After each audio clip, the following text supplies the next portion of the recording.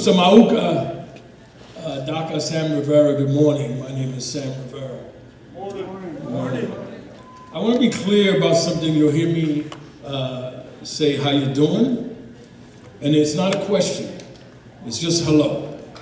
When I say how you doing, people started telling me how they were doing, and I got very confused. I'm just like saying hi. It's like, how you doing in New York just means hello.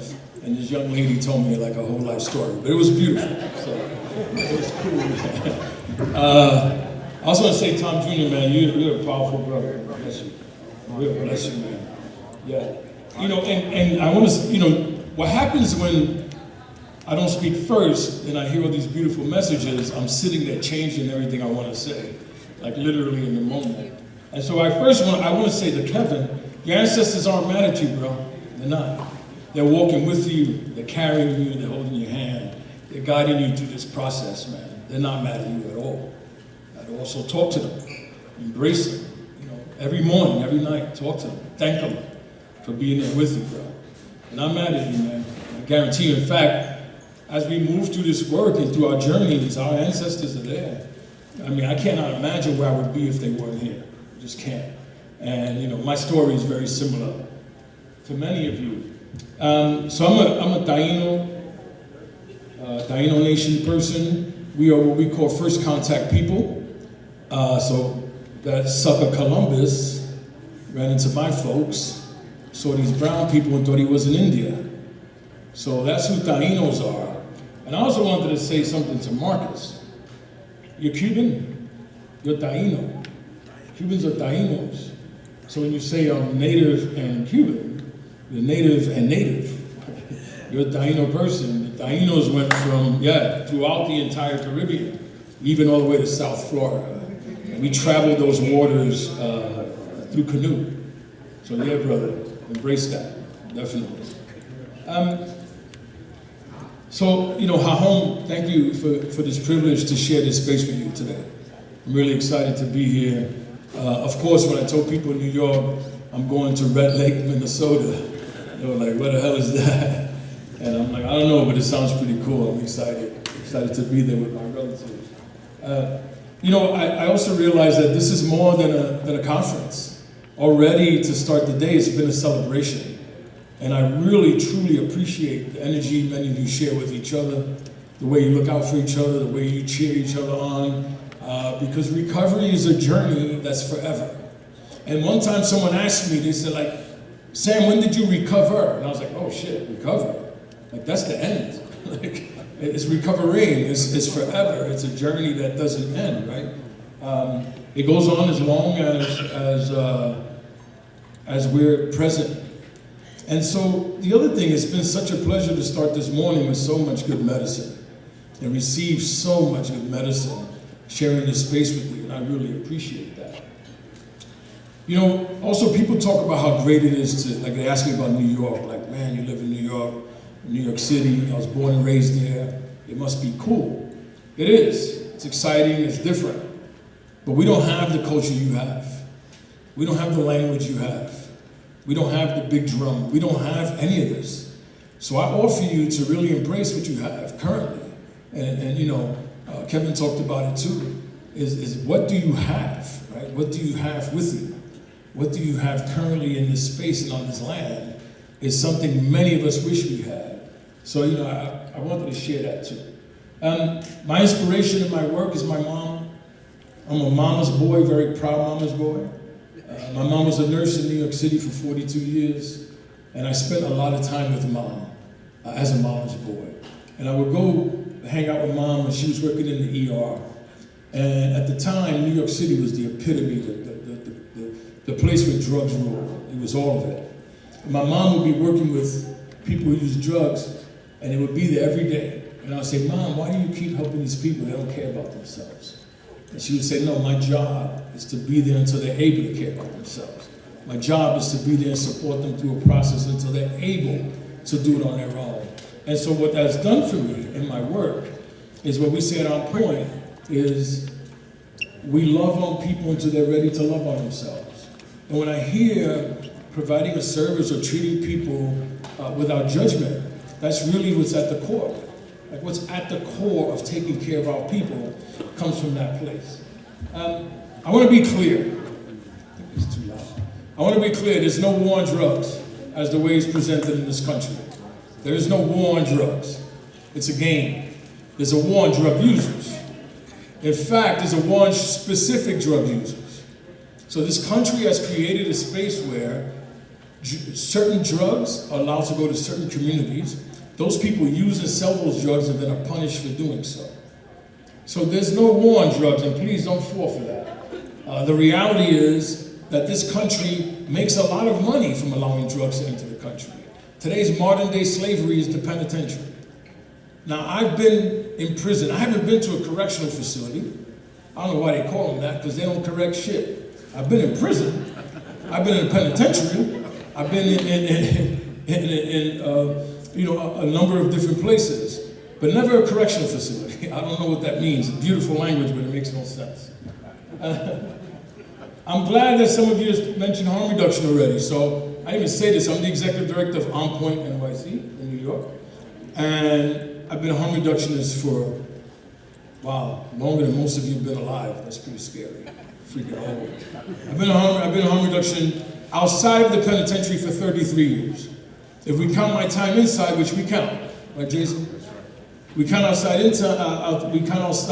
time from the inside, it's more like 40 years that I've been doing this work and truly meeting people where they are and protecting them and serving them.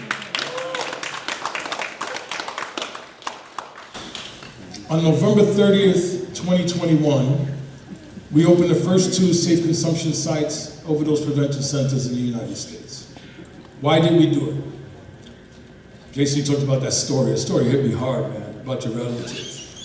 And, talking about people overdosing, and they put themselves there. And so we opened OPCs for a couple reasons. One, it was the feeling that we have the responsibility to take care of our people. And the reality that using drugs isn't just something people choose to do. It comes from somewhere. You don't just wake up and say, I want to use drugs today. What we know factually in this work, and when we work with our people, is that most people are using drugs to self-medicate a mental health condition, to self-medicate trauma and pain. That's the reality. And one of the things I want to say to all of you, if you have a day in recovery or 40 years in recovery, please take time to work on your trauma. Identify your trauma and work on it. And the reason why I say that is in my many years of doing this work, I've seen too many people do well for many years, not address the trauma, and it's slowly creeping up on them. And it'll show up again, and it'll take over again. So please take some time on addressing that trauma. And I want to share something I didn't plan on sharing, but my ancestors just told me to, brother. My trauma. So when I came home from the penitentiary, I had a crush on this girl I used to work with. And 2 days a week, she would leave work early. And I asked her, I said, why do you leave work early twice a week? And she said, I go to therapy. And I'm like, shit, if you go twice a week, I might have to go like 5 days a week, right? Like you haven't had the life I had. Therapists can make a lot of money off of me.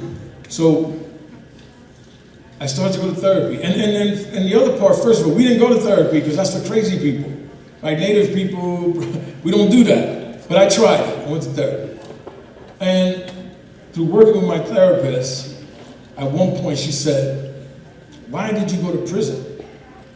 And I was like, 28 cops came to my house to get me. Like, what do you mean? No, why did you go to prison? Oh, I was involved in organized crime and sold a lot of drugs in New York City. She kept asking me why, and I didn't understand. And what she wanted to talk about was the trauma. She didn't understand how a young man who grew up with an amazing mother, went to college at 17 on a baseball scholarship. How did that young man end up where he ended up? How did you go from that? What happened? And we started to do work, and we started to try to identify my trauma. And what I learned in those sessions was I had some really deep trauma I never wanted to address, and I put away.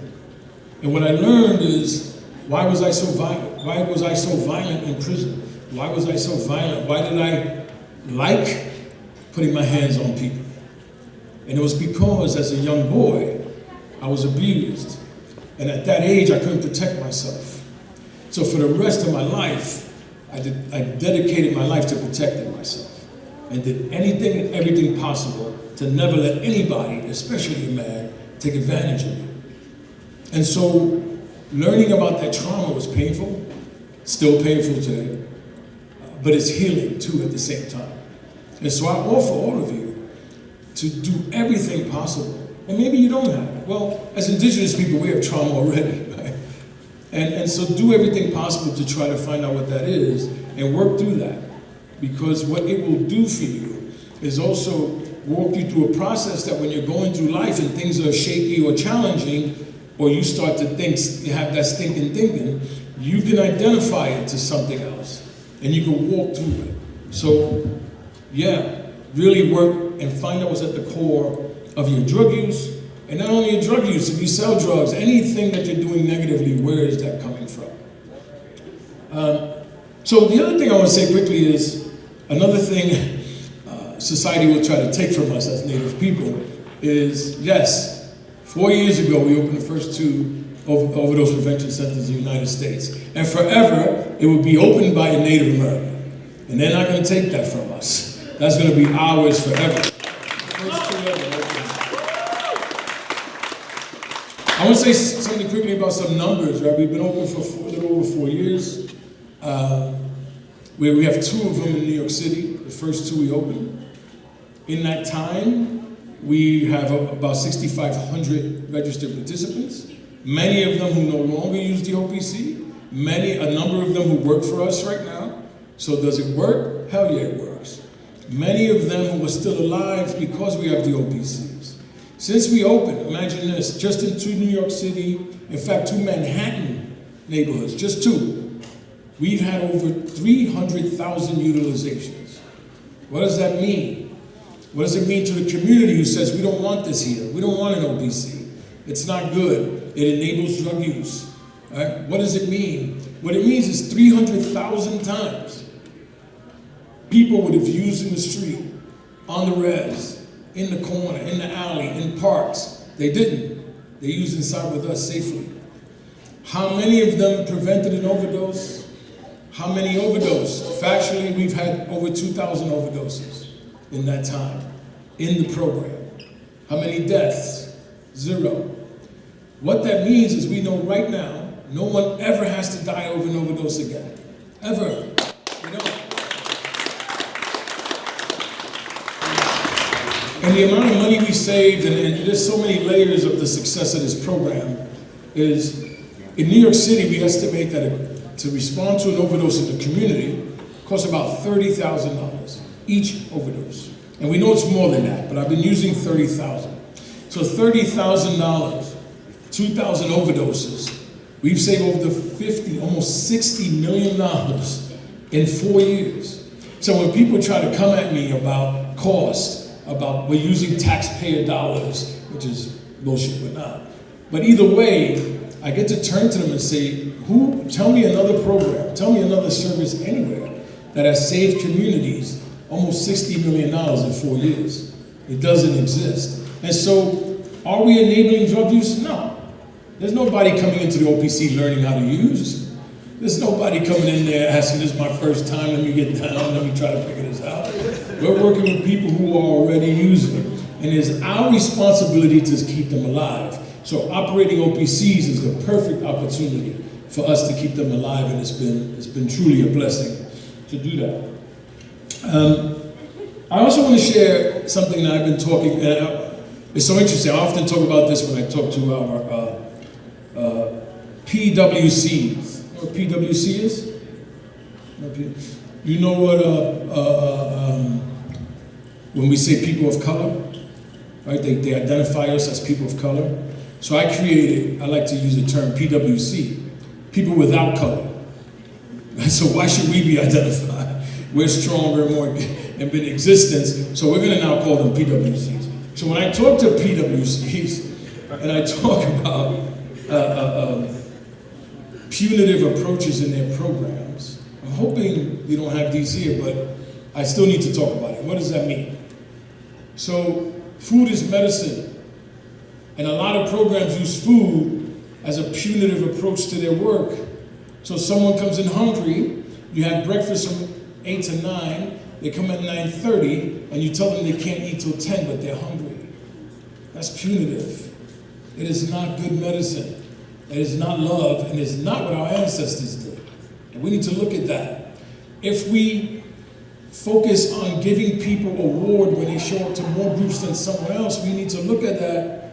It sounds good, it's nice, but the other people who didn't make all of them feel it and receive it as a punishment. That's how they receive it. So it's good to step back and look at what you're offering. I have to do it in our program as well. What are we doing that looks good, sounds good, but some of our participants are experiencing it as punishment? And look at those throughout. Food, whatever, travel vouchers, whatever it is you give, when you're separating it by performance, oftentimes the people not getting them sees it as punishment. So I ask people to look at that often. How many people here are peers? You're a peer? You're a peer now? You're a peer? I'm a peer. I'm a peer forever. Regardless of what I do, I know that I'm a peer. And people say, you don't understand peers. No, I understand peers. Because my first peer job in this work, I got a turkey burger deluxe. That was my pay. And I was married at the time, right? I used to get a turkey burger deluxe. And I had a daughter. And I remember coming home one day, my wife was like, how did it go? And I'm all excited and all the stuff I did. And she was, how much money did you make? And I was like, damn. I said, well, I got a turkey burger deluxe. And she was like, well, unless you're going to cut some of that and bring it home, like, we need you to get a job, Holmes. Like, we need you to figure this out because this isn't working.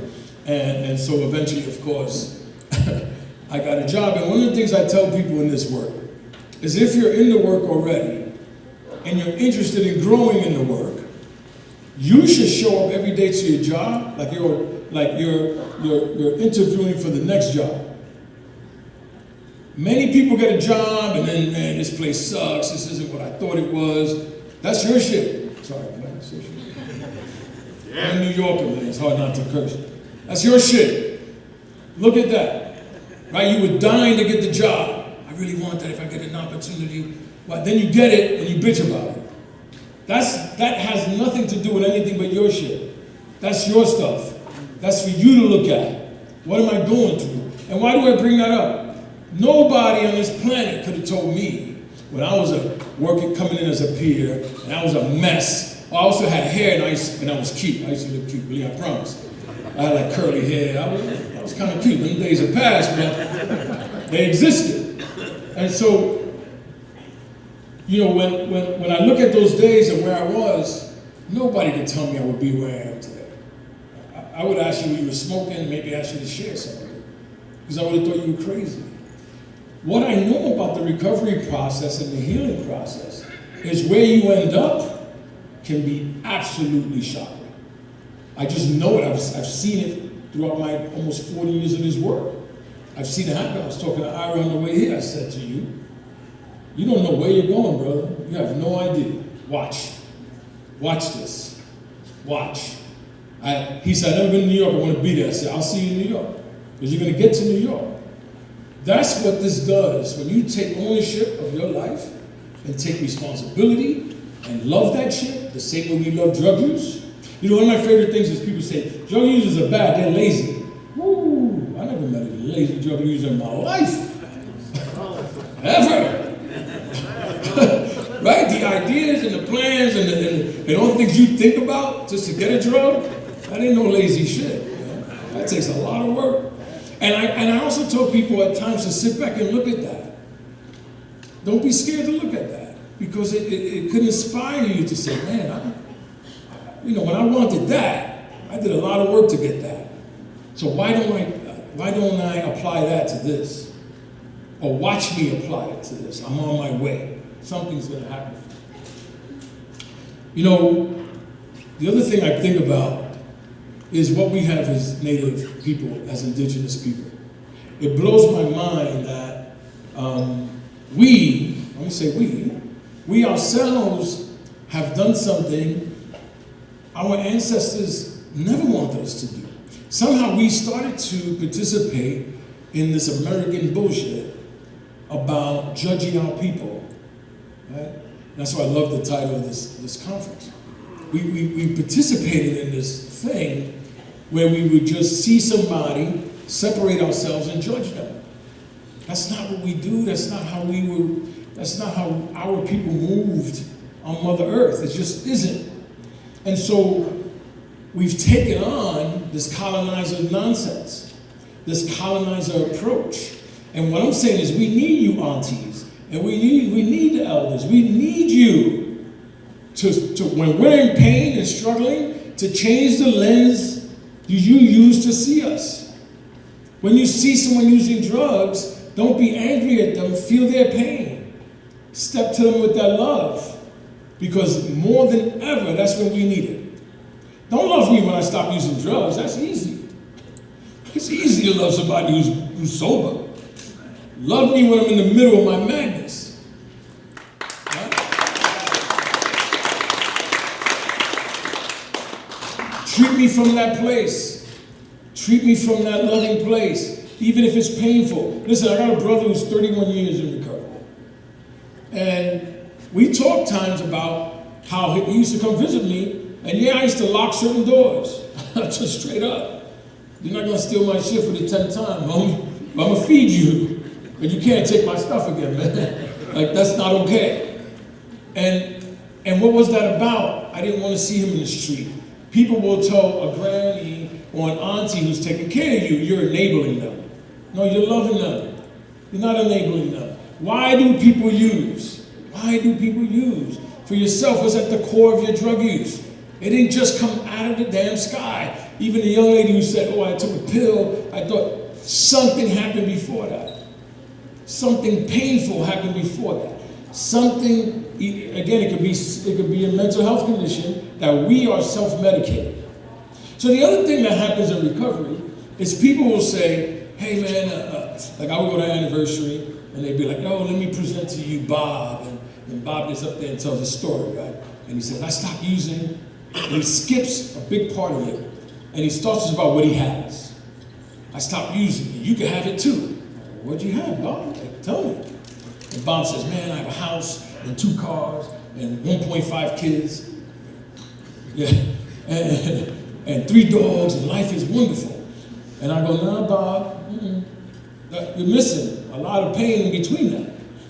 And the perception is if you stop using drugs, suddenly you're gonna have all these wonderful things. Like there's no work about it. And I tell people who have long time in recovery, long time through this process, to share your story a little longer, to get deeper into your story. Because some of us, me included, sitting in my living room going, well, where's this house, man? Where's this car and this motorcycle that you told me I was gonna get when I just stopped using it? Where does it come from? Who delivers it? Also, why am I sitting here all fucked up? Why am I in my living room like not knowing what was happening? What is this pain? Why am I anxious? What's up? Oh, maybe you need some medication. Right? I'm proud to say I take a pill every day in the morning. I have a relationship with that pill. Straight up. I say, good morning, pill. We're about to start this day. And you're gonna help me be okay. You're gonna balance me off. And it's all right. My kids call the pill, do you speak Spanish? Okay. My kids call the pill a tate quieto pill. Tate quieto. You know what that means? Stay your ass still pill. Like, Dad, you didn't take the pill, Dad, I can tell. You're acting really funny, Dad, right? Take your tate quieto pill. And it's like, so now it's like an ongoing joke in my house, but at the same time, there's a level of accountability in doing that. I want to say a few more things, and really what I would like to do is have a conversation in the hopes that some of you have questions. Because it's easy to, not easy, you know it's not easy to get up here and speak, right? But you'll see, it's going to get really easy for you. It's so interesting, some of you up here saying you were nervous, and you did absolutely amazing. Absolutely amazing. So give yourself a round of applause. I am blessed to speak not only around the country, I've spoken internationally and talked about the work that I do and the work we do. And, remember reflecting on the times I first got up in front of people and how nerve-wracking it was. And now I sit in the room going, put me up there. Come on, man. Put me up there. I'm like in the ring ready to go. Because I need people to hear our story. I need people to hear from indigenous people. Stop trying to talk about us. I don't need PWCs to talk about me. I don't need you to tell my story. It's mine. I don't want you to do it. And by the way, I have many, many wonderful, loving PWC friends. I want to be very clear. And many people who work for me and work in the work. So I just want to be clear about that. I had an auntie LaDonna who said the most amazing thing I ever heard. And she said, our existence is our resistance. And that rings with me all the time. And what it reminds me about, she used to say, when I was acting a little funky, and she would say, you have to stay alive because they rely on us dying. And I was like, ooh. When the auntie hits you with one of those and you just walk around like for days, right? It's your responsibility to stay alive. And then I go back to when we opened the OPCs and people said it was radical, and it was radical, and I realized that it wasn't radical, it was righteous. It was a thing we needed to do at that time. And unfortunately in this country, we only have 3 now. Only 3. What we know is that in more than 40 years of existence of OPCs, or safe reception sites, there's never been a death, ever, in one of them, ever.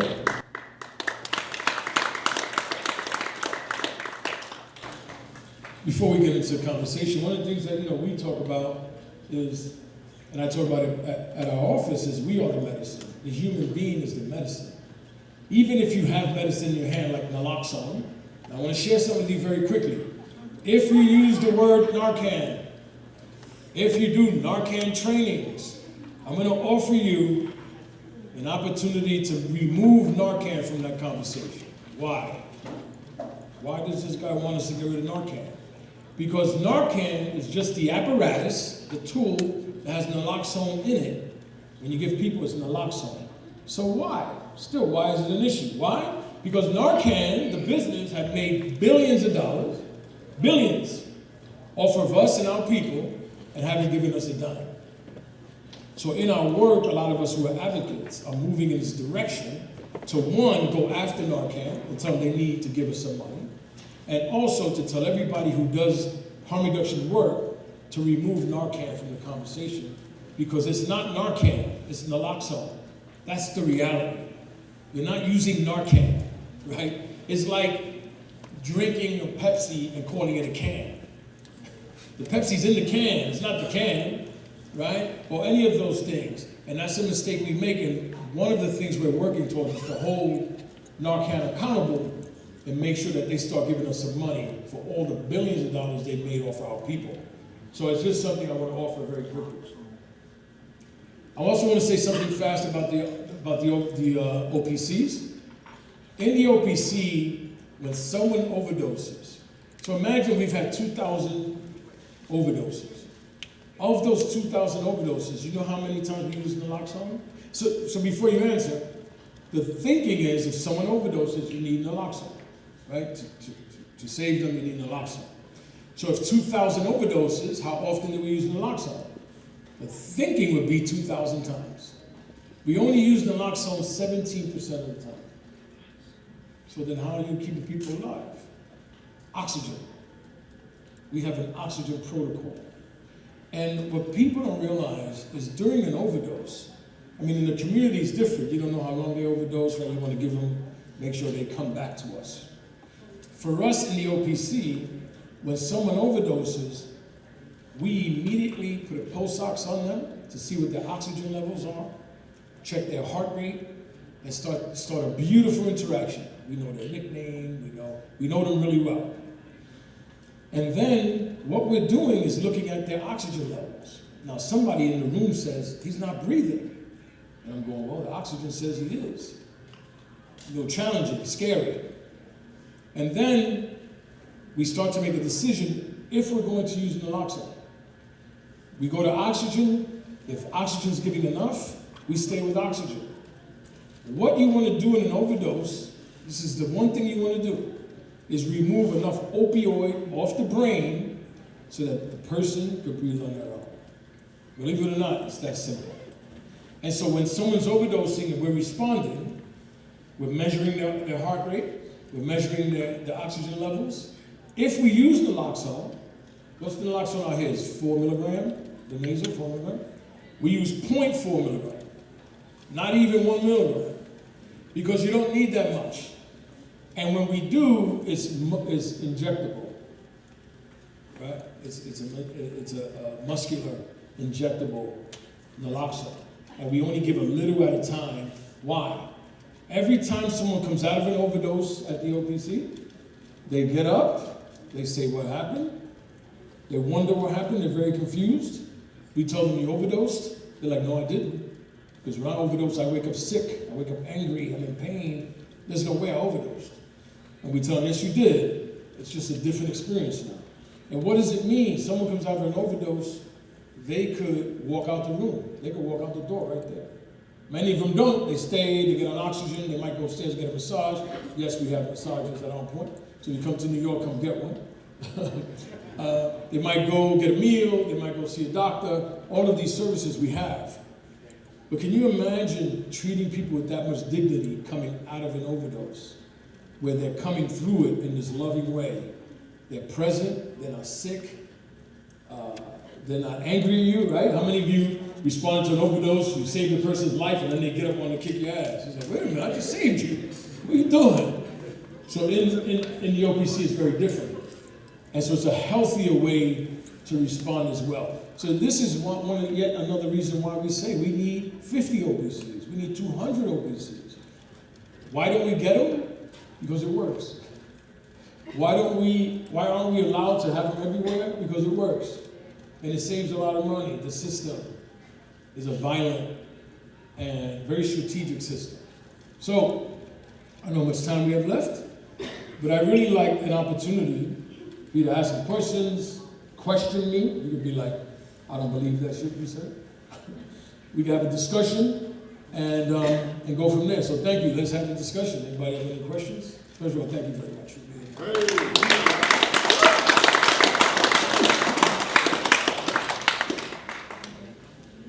Yes. Can I help? I would love to. Yeah, definitely. Definitely. I mean, one of the reasons why I'm here, right? There's this perception that I only go to big cities or something like that. This is for me. This is everything. Being here with my people. Yeah. So if at any point, there's a push heading in that direction where you guys are starting to look at opening one, I'd be happy to be here and support.